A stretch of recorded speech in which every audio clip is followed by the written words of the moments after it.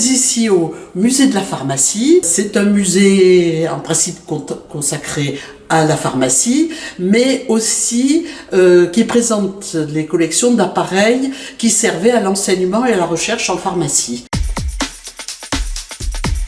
L'objet que vous aviez à déterminer, c'était un galvanomètre de Depré d'Arsonval.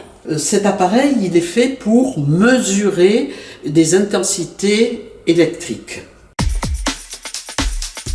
Dans les années 80 du 19e siècle, à peu près.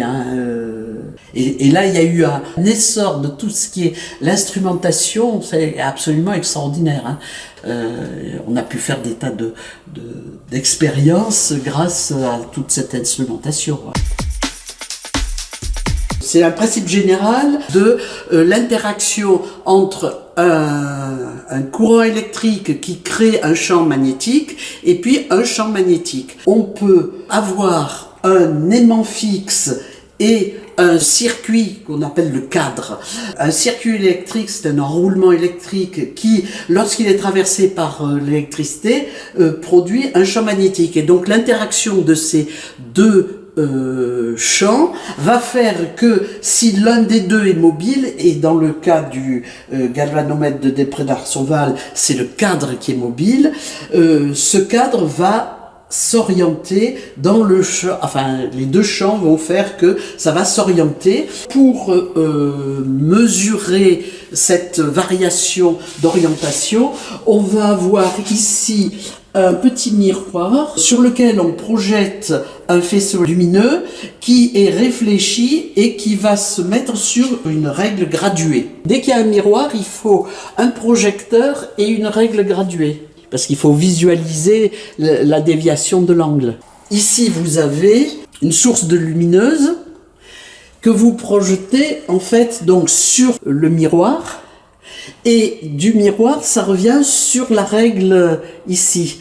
Donc au départ, on règle la lumière à 0, et puis on fait dévier, et on regarde de combien de millimètres ça dévie. C'est comme ça qu'on peut voir le résultat pour les galvanomètres de Depré d'Arsonval.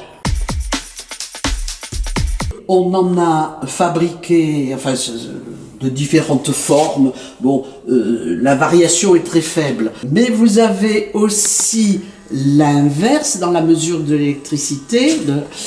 C'est le cadre à aimant mobile, et donc le cadre est fixe. Vous avez celui-là, ou vous avez celui-là qui est ici en haut, qui est le galvanomètre de Kelvin. Alors là par exemple, c'est aussi un galvanomètre, mais donc l'aimant il est là horizontal, et il y a une bobine qui peut tourner ici qui s'oriente et qui déplace une aiguille. Là, ça déplace une aiguille. Là, c'est ta bobine fixe, et vous avez une aiguille aimantée qui va tourner, qui va faire tourner le miroir, et il faut mesurer la déviation du miroir. Ces galvanomètres ont été après appelés ampèremètres, et toujours sur le même principe, on a fabriqué donc des ampèremètres, et selon la résistance interne qu'on donne à cet ampèremètre, on peut le transformer en un voltmètre. L'ampèremètre, il est utilisé en série dans un circuit pour mesurer le courant électrique qui le traverse. Par contre, le voltmètre, il est utilisé en dérivation pour mesurer la différence de potentiel entre deux points.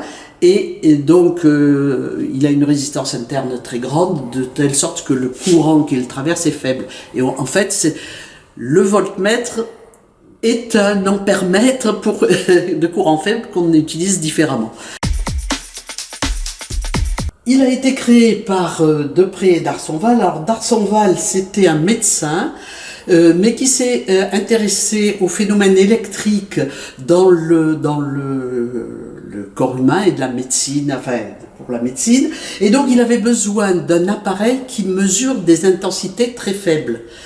Et il a fait appel à monsieur Depré. Alors Depré, il était ingénieur, il avait fait l'école des mines, Et il s'est particulièrement distingué dans ce qui était la distribution de l'électricité, la création des réseaux électriques en France. Bon, et donc, Monsieur Després et Darsonval, à eux deux, ont créé ce galvanomètre qui donc mesure des intensités. Le nom a été donné d'après le savant italien Galvani, qui s'est beaucoup intéressé à l'électricité et au phénomène qu'on a appelé de galvanisme, en fait, l'électricité. Donc, galvanomètre, c'est d'après Galvani. Et puis, après, on a appelé ça des ampèremètres. C'est la même chose, hein, ça veut dire ça mesure l'intensité, mais c'est parce que ampère, c'est un savant français, et donc, voilà, c'est un peu... On a fait notre cocorico. Ces gens-là avaient une culture scientifique absolument extraordinaire, c'est-à-dire qu'ils étaient médecins, mais ils avaient des lumières, comme on dit, sur la physique, sur l'astronomie, c'est absolument extraordinaire. Hein. Alors ici, vous avez une version plus moderne, et d'ailleurs c'est le même appareil qui sert d'ampèremètre ou de voltmètre, selon comment on le branche. Et c'est ce qu'on appelait les métrix à l'époque. Alors, tout ça, c'est des systèmes analogiques. Et à l'heure actuelle, on a des systèmes numériques. Donc, les ampèremètres sont des ampèremètres numériques maintenant.